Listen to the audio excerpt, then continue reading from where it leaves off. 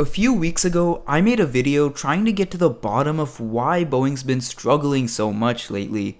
In a nutshell, the company went from engineering some of the finest aircraft in the world to maximizing profits at the expense of quality. And we all know how well that turned out. In the midst of all this, Airbus has been rapidly outpacing Boeing in aircraft deliveries as the FAA's increased oversight is preventing Boeing from making and delivering as many planes as it used to. On top of that, Airbus is set to start deliveries of its game-changer A321XLR, a narrow-body aircraft capable of flying up to 11 hours later this year. None of Boeing's current offerings come anywhere close to rivaling the unparalleled range of this overpowered jet. So has the time come for Boeing to build a radical new clean sheet aircraft? Okay, I know what you're thinking, so let's backtrack a little bit. Developing a new plane is insanely expensive. Not to mention the entire process from start to finish can take up to 10 years. So why on earth should Boeing invest the time and resources to develop a clean sheet aircraft, especially at a time like this? To understand that, let's take a closer look at Boeing's current commercial aircraft lineup. You can tell right away that there's a huge gap between the largest 737 MAX, the MAX 10, and the smallest Dreamliner, the 787-8.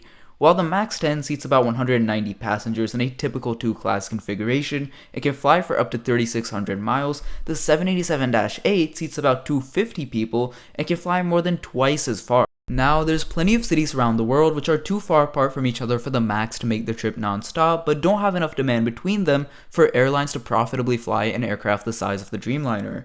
According to Boeing themselves, there's easily demand for at least 4,000 units within the next 2 decades for an aircraft that can fly these kinds of middle market routes. But ever since the retirement of the iconic 757, no aircraft has been able to fill this crucial gap in the market. You see, the 757 was an incredibly versatile plane, equipped with insanely powerful engines for its relatively small narrow-body frame, giving it a high thrust-to-weight ratio. This enabled the 757 to quickly take off and reach cruising altitudes using less runway as well as fly long distances, making it perfect for flying longer routes from smaller airports with shorter runways. The 757's range revolutionized transatlantic travel, connecting smaller cities like Pittsburgh and Hartford to Europe for the very first time. Unfortunately, all good things must come to an end, and Boeing stopped making the 757 in 2004, something the company would go on to forever regret. Right now, almost every major airline that flew the 757 has or is in the process of retiring the jet, with the only exception being Delta, but even they plan on phasing it out within the next decade. This is where Boeing's proposed 797, also dubbed New Midsize Airplane or NMA, comes into picture. After realizing just how valuable the 757 was to airlines, Boeing proposed to develop a modern, fuel-efficient successor to the iconic jet in the late 2010s. This new 797 would have fit right in between the 757 and its bigger brother, the 767. The aircraft would have likely been offered in 2 variants, with the Dash 6 having a range of over 5,700 miles and a passenger capacity of 225 passengers, and the larger Dash 7 carrying 265 passengers at the expense of less range. However, the 797 never made it past early development stages and was ultimately cancelled in 2022 due to Boeing being preoccupied with other things.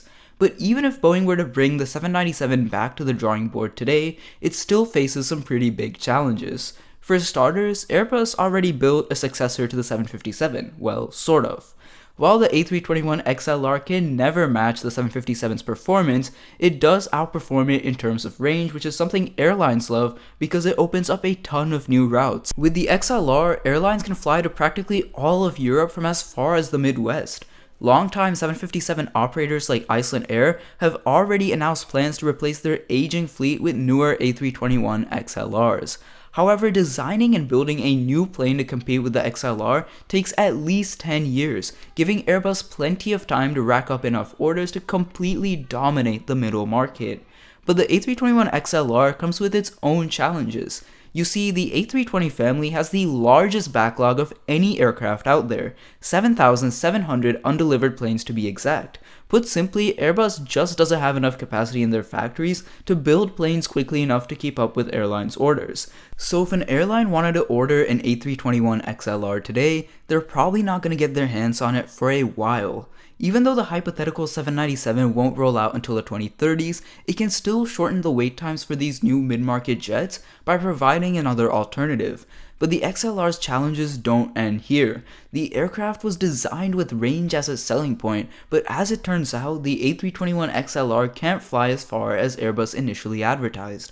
And the reason behind it is pretty ironic. In order to increase the range of the narrow-body A321 while maintaining efficiency, Airbus had to get creative. Instead of 3 separate fuel tanks like in previous A321s, the XLR features an enlarged fuel tank, which is not only lighter but also enables the aircraft to fly farther. But the thing is, this big fuel tank goes right up to the cabin floor, which could be a safety hazard during a crash or belly landing.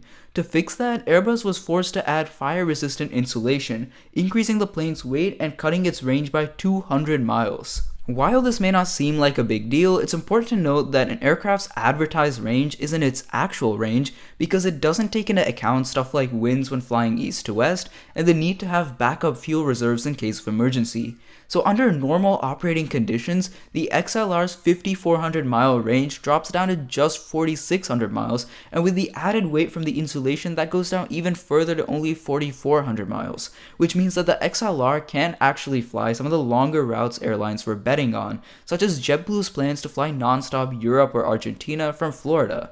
Boeing's proposed 797, on the other hand, would most likely be a wide body that could easily make these longer trips. The 797 will likely share a lot of commonality with the 787, such as composite fuselage and wings as well as flight controls, in order to bring down development costs and enable 787 pilots to fly the jet without additional training. At the end of the day, Boeing is still recovering from the fallout from the 737 MAX's issues, but given the long time frame for developing new aircraft, the company needs to decide soon whether or not to build the 797.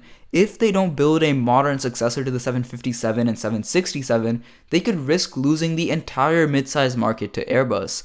Building the jet will undoubtedly be expensive, and it could take years for Boeing to turn a profit, but it would ultimately be worth it in the long term. So, do you think Boeing should build the 797?